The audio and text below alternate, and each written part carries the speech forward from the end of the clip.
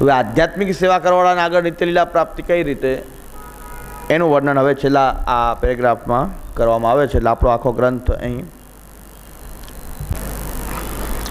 તત્રાપી એતદ દેહાવસાને તો કૃતાર્થસ્યાન્ન સંશયા ઇતિ નિશ્ચિત્ય મનસા કૃષ્ણમ પરિચરેત સદા. હવે આવો જે માર્ગની મર્યાદાપૂર્વક જ્ઞાનપૂર્વક ઠાકોરજીની સેવા કરે, જેની સેવા આધ્યાત્મિકી સેવા છે, આદિ ભૌતિક નથી. પાછી મર્યાદાનું વર્ણન કરી દઉં. તત્સિદ્ધે તનુવિત્તજા ગ્રહે સ્થિત્વા સ્વધર્મતઃ અને સ્વ્યાન ભક્તાન પ્રદર્શયેત. આ ત્રણ વસ્તુ સેવા માટે ખાસ કહી દઉં. ત્રણ વસ્તુથી સેવા કરો તો કંઈક આધ્યાત્મિક લેવલ સુધી પણ રહેશે, નહીં તો કેવલ ભૌતિકી રહેશે. ભગવાનથી તમે દૂર રહેશો. ગંગાજીના તીરથી જેમ દૂર રહેલો છે, એવી રીતે ગંગાજીના સ્નાન પાનથી જેમ વંચિત રહે છે, એમ પ્રભુની સેવા કરતાં કરતાં તમને એમ લાગતા હોય હું ઠાકોરની સેવા કરું છું, જગાડું છું, પોડાડું છું, તો પ્રભુથી તમારી દૂરી બનેલી છે. તો આદિ ભૌતિક સેવા છે કે જેનાથી તો જન્માંતરોનો પ્રભુથી વિયોગ થશે, અંતરાય થશે. તો એતદ દેહાવસાને, તો હવે જે આધ્યાત્મિક લેવલ હોય તો કમસે કમ આ મર્યાદા તો પાળવી જોઈએ. મર્યાદ શું છે હકીકતમાં? હાથ ધોવા, પોતના કરવા, એ મર્યાદ નથી, પણ એનાથી ઊંચી લેવલની મર્યાદ. આ તો સામાન્ય ભૌતિક બધા શાસ્ત્રોમાં બતાવેલા જે વર્ણાશ્રમ ધર્મ છે, જે વર્ણાશ્રમ ધર્મ છે એનું પાલન છે માત્ર. એટલે પણ મર્યાદા શું છે અહીં? જે મર્યાદા જે છે આ પ્રકારની મર્યાદા છે કે તત્સિદ્ધે તનુવિત્તજા. તમે જે સેવા કરો છો, તમારું તન, પરિવારના સભ્યો, વિત્ત, એના દ્વારા તમે ભગવત સેવા કરો. અન્યનું વિત્ત લઈને તમે ભગવત સેવા ન કરો. તમારું વિત્ત અને તમારું તન, તમારા પરિવારના સભ્યો બધા સાથે મળી અને ભગવત સેવા કરો. આ સિદ્ધાંત. બીજું, સેવા ક્યાં થઈ શકે? સેવા કોને કહેવાય? ઘરમાં તમારા ઠાકોરજીની કરો એને જ સેવા કહેવાય. બીજે ગમે એટલી જાત ઘસી નાખો એને સેવા ના કહેવાય. સ્વમાર્ગી ભગવદ ભજનંતુ ગ્રહસ્થિત્ય ભાવે ન સંભવતી, એમ શ્રી ગોકુલનાથજી આજ્ઞા કરે છે. ઘરમાં જ સેવા થાય અને ઘરમાં જે કરો એ જ સેવા થાય. તો ઘરમાં જે કરો છો ઠાકોરજીને એને સેવા કહેવાય. બાકી કોઈ ભગવદી બાલક કે કોઈને મદદ કરો એ પરિચર્યા કહેવાય. પરિચર્યા કોની કરાય? કે જો એમાંથી કંઈક સત્સંગ આપણને પ્રાપ્ત થતો હોય તો, એના કથા શ્રવણનો લાભ મળતો હોય તો. બાકી પરિચર્યાનો પણ કોઈ અર્થ રહેતો નથી. એટલે સેવા અને પરિચર્યાનો એટલો ભેદ સમજવો જોઈએ. સેવા તો આપણા ઘરમાં આપણા ઠાકોરજીની કરો એને સેવા કહેવાય. બાકી ગુરુની કે ભગવદી વૈષ્ણવ કે કોઈને ત્યાં જઈને સેવામાં મદદ કરાવો એ પરિચર્યા છે. પણ સેવા તો આપણા ઠાકોરજીની જે છે એને જ કહેવાય. એટલે આ એક મર્યાદા આપણે યાદ રાખવી.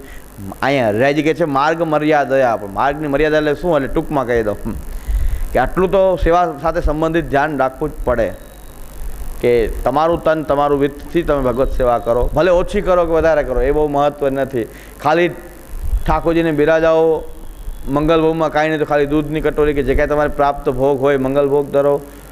સ્નાન કરાવી, એક ગુંજામાલા, બીજું કાંઈ ન બની શકે તો એક ગુંજામાલા, અને ઋતુ અનુસાર એકાદ વસ્ત્ર, 2 વસ્ત્રો હોય તો ચાલ્યું જાય. વારાફરતી તો કોઈ સગવડતા કાંઈ નથી. તો અને બધું હોય ને ઠાકોરની સેવા આમ કરવી સાવ કે પોતે 10 જોડી રાખતો હોય ને ઠાકોરજીને 2 જ વસ્ત્ર રાખતો હોય તો એ પાખંડ.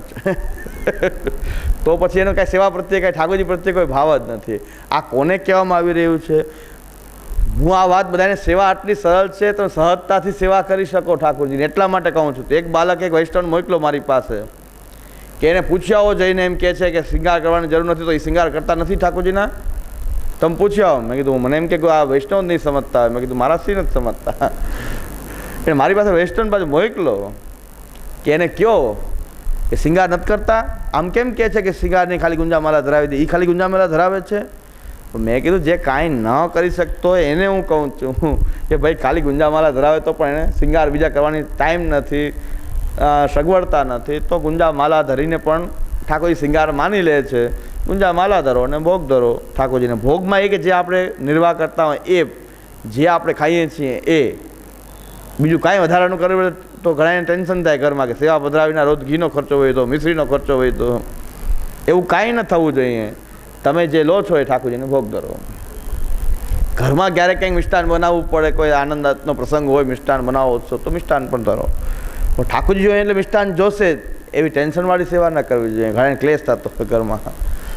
તો એક વૈષ્ણવ તો મારી અહીંયા ઠાકોરજી પધરાવીને આવ્યા કે હવે ઠાકોરજી સેવા બને એમ નથી. મેં શું કારણ છે? ઘરમાં બહુ ઝઘડા થાય છે. સાવ સૂક્ષ્મ સેવાનો પ્રકાર હતો, ખાલી હસ્તાક્ષરજી ગદ્ય મંત્ર લખીને મેં કીધું એને ભોગ ધરો.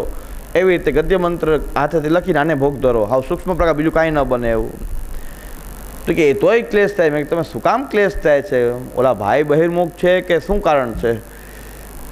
તો એ કે બીજો કાંઈ ક્લેશ નથી થતો, કે હું આ સામગ્રી કરું એમાં અમારા જે પતિ છે એ ખીજાય છે કે આ જ્યારથી ઠાકોરજી પધરાવ્યા ત્યારથી આ રોજ આ બીજો ઘીનો ને ખાંડનો ને સૂકા મેવાનો આ બધો ખર્ચો હોય, તો આવી સેવા શું કામ નહીં? એનો ઝઘડો. મેં કીધું સામગ્રીનો ઝઘડો છે કે સેવાનો ઝઘડો છે? સેવામાં એને કાંઈ વાંધો નથી, જો રોટી શાક કરું ને ભોગ ધરું તો કાંઈ વાંધો નહીં. તો મેં કીધું એ જ કરો ને. તો કે હાલે એવું? ચાલે જ. એને એમ કે મિષ્ટાનનો ઠાકોરજીને ચાલે જ, ઉત્સવ ન મનાવો ચાલે જ. આટલો જ ઝઘડો છે? મેં કે આ સેવાનો ઝઘડો નથી, આ તમારો જે હઠાગ્રહ છે એનો ઝઘડો છે. એ છોડી દો અને સેવા કરો. તો કે તો કાંઈ વાંધો નથી, તો રસોઈ બને ને ધરી દઉં, તો એમાં એને શું વાંધો હોય? મારે જ રસોઈ કરવી, મારે જ બધું કરવી પડી. કે વધારાનું તારું આ રોજનો ખર્ચો હોય તો સૂકા મેવાનો ને પછી આ બહુ પછી કરતા હોય ને કાજુ કતરી જાળીવાળા રોજ નવું નવું બધા. એમ કે આ તો પછી ક્યાંક ખીજાય ત્યારે એમ કહે છે કે તારે સારું સારું ખાવું છે ને એટલે તે ઠાકોરજી પધરાવ્યા કે તારે સારું સારું ખાવું હોય એટલે ઠાકોરજી પધરાવ્યા.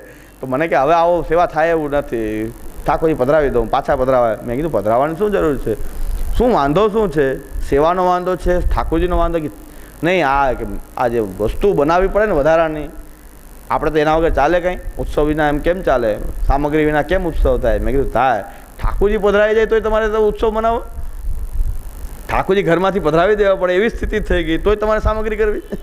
એટલે સામગ્રી છોડી દો તો શું વાંધો?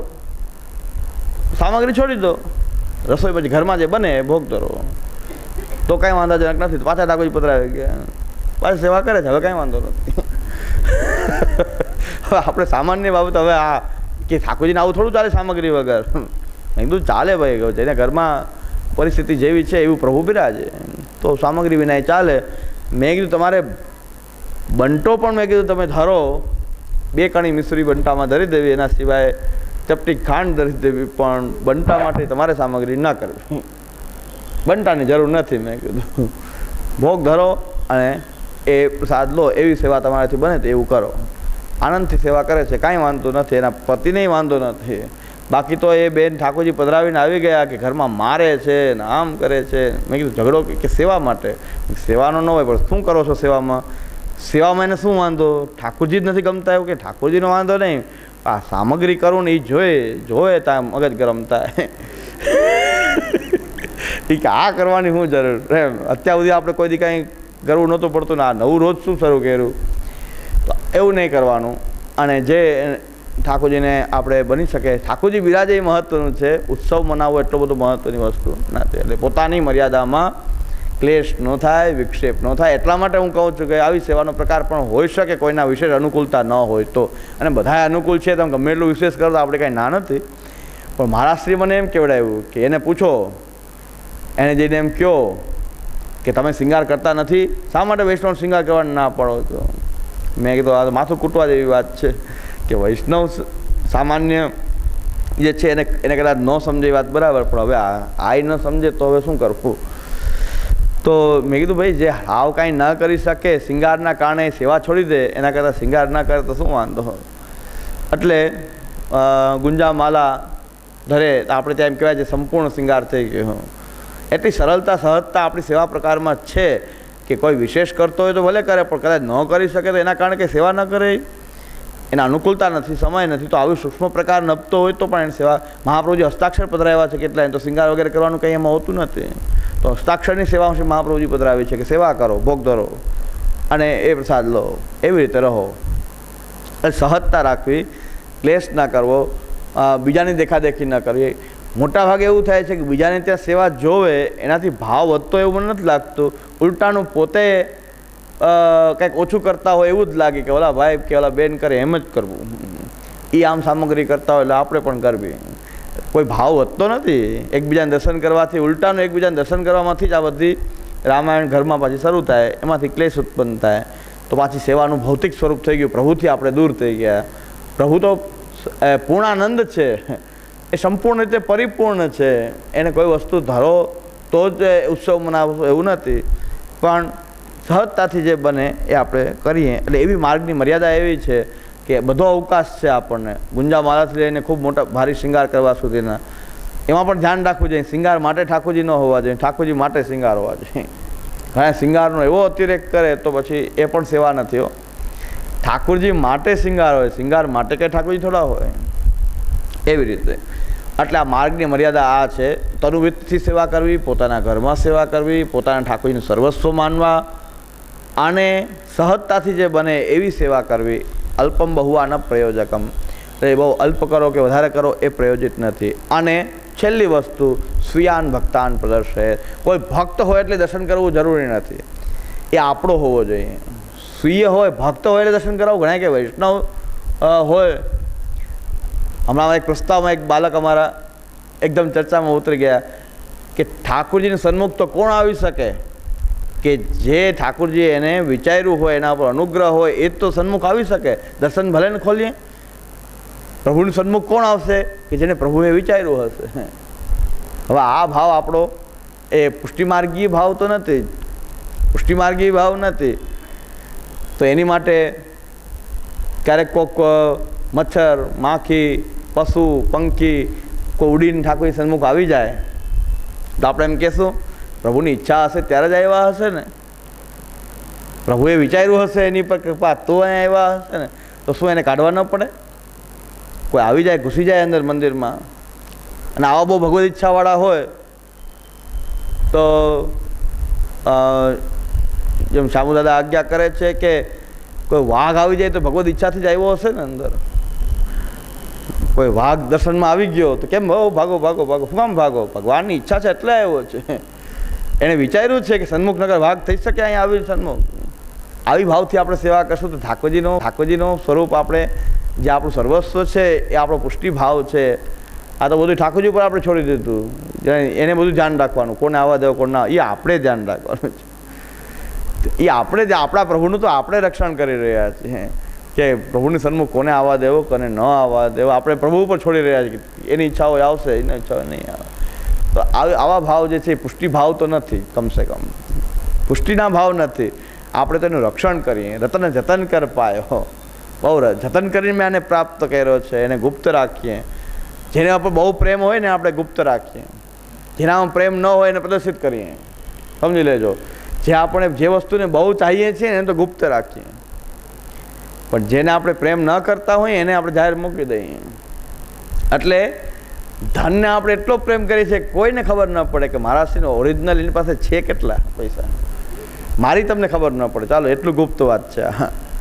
મારી તમને ખબર ન પડે એક્ઝેક્ટ આની પાસે પૈસા કેટલા, કેટલી સંપત્તિ, કેટલી બેંક બેલેન્સ, ક્યારેય મેં તો પ્રદર્શિત કરી નથી કે આ મારું બધા વૈષ્ણવ વચ્ચે શિબિરમાં એમ બતાવ્યું હોય કે આટલી ફિક્સ ડિપોઝિટ, આટલું રોકાણ, આટલી મિલકત, આટલા ઘરેણાં, બધાય જોઈ લ્યો, એકવાર જોઈ લ્યો આટલું છે મારી પાસે.